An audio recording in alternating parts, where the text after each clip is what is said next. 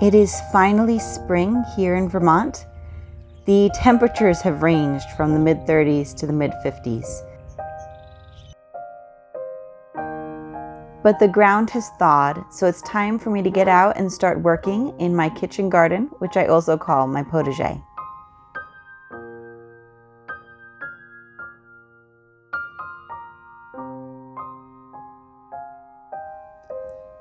I started by cutting down these zinnia stalks from last year.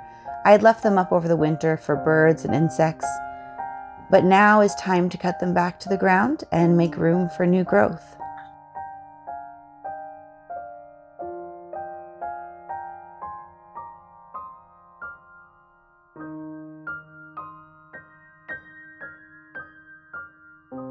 My older daughter worked on her garden a bit. Here she is cutting down her marigold plant from last year.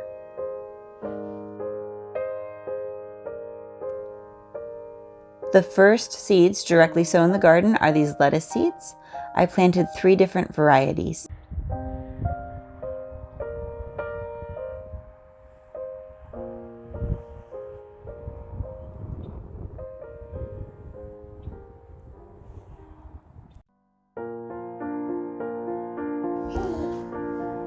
Last year when I planted my garlic, I heavily mulched with straw. So now this spring, I am taking up some of the straw and I am picking grass as I go, getting it out of the bed.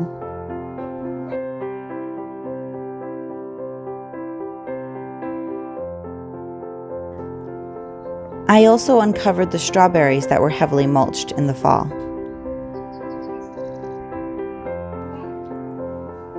This is the herb circle that was sadly neglected last year. Here I am weeding and pulling out rocks. I will come back to this area later in this video as well.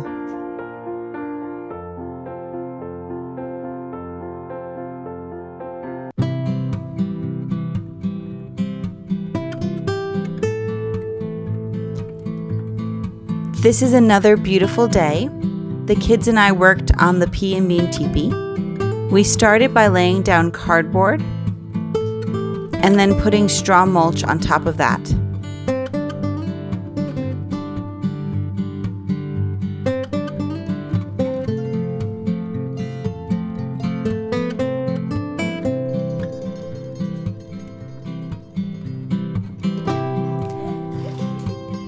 Then I cut some holes in the cardboard and the kids helped me plant some peas.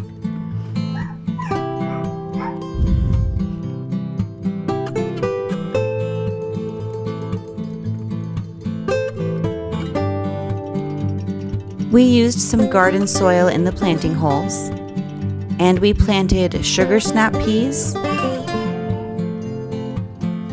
and King Tut purple peas, both from Baker Creek seeds.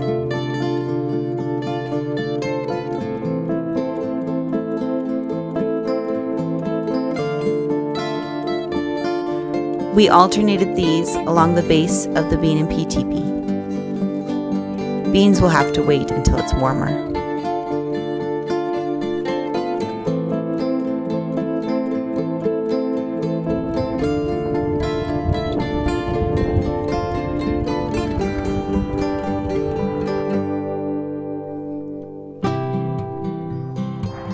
After we planted the peas, I planted some poppies. There's an area on the outside of the fence facing the house where I am going to try to do a rainbow of flowers.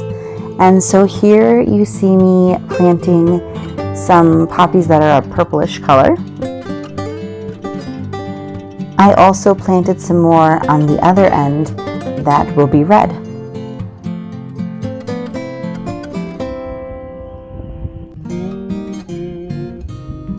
Next, I moved my attention to the raised beds in the back of the garden. These need to be cleaned out and weeded and have new soil put on top so that I can plant potatoes and root vegetables such as carrots, rutabagas, and radishes, which can go in soon.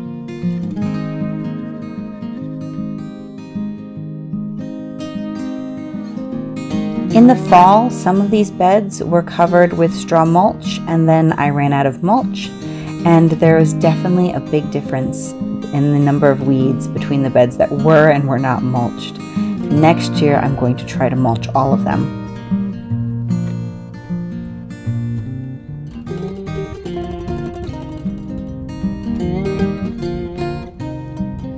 I have not yet gotten to all of the raised beds, but I did get to a few, and I will just keep working away at them until they are done, and hopefully within the next week or two, I will be able to start planting in them.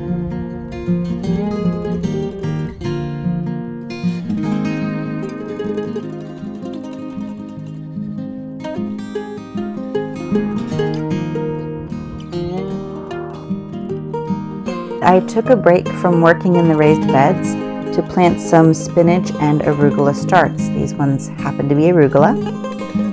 They were really ready to get out of their small containers and into the ground. And I am using some garden soil mix. In this case, I had a little bit left over from last year, and I think it worked really well to help the plants since we have such clay soil.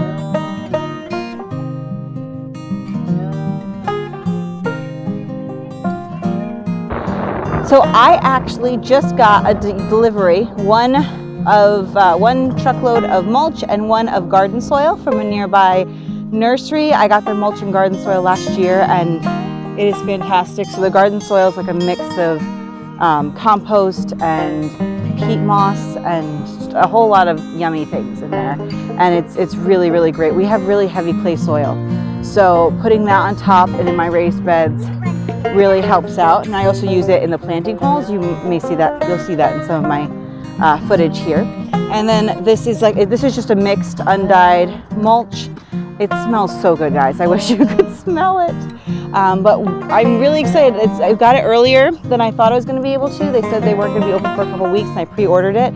And they gave me a call yesterday, actually, when I was working in the garden, and was like, "Do you want it tomorrow?" And I said, "Yes, please." So I'm so excited it's here.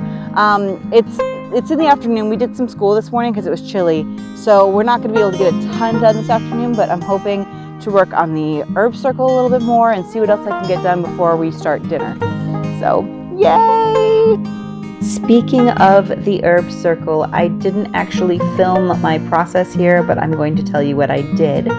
So I actually started, after I weeded and took rocks out, by digging a little trench all the way around the edge of the circle. And my intention for this is to put rocks in as edging and try to stop the encroachment of the grass, as that has been a problem in all of my beds. So after putting in the trench, I laid cardboard down on top of the whole thing. It covers where the trench is as well. And I wet it, but I didn't quite saturate it as much as I should have. So you'll see the rocks are actually on top of the trench there, but they're not sinking down because the cardboard needs to be more saturated. I then put mulch on top on the inside of the rock ring. It is actually supposed to rain the next few days, so my hope is that it will completely saturate the cardboard, which will then sink into the trench I made. I am hoping to dig up some slightly larger rocks from elsewhere in our property and put them around inside the trench on top of the cardboard, and then I will cut off the cardboard around the outside edge of those rocks, and I can put on more mulch as needed. So that is my herb circle. I am very excited to plant in it this year and have all sorts of medicinal and culinary herbs in this area to show you. I think that was pretty good for a week's work in the garden. I am so excited to be out here again and to share it with you. I am sending you all my best wishes for health and good weather. Happy gardening, friends.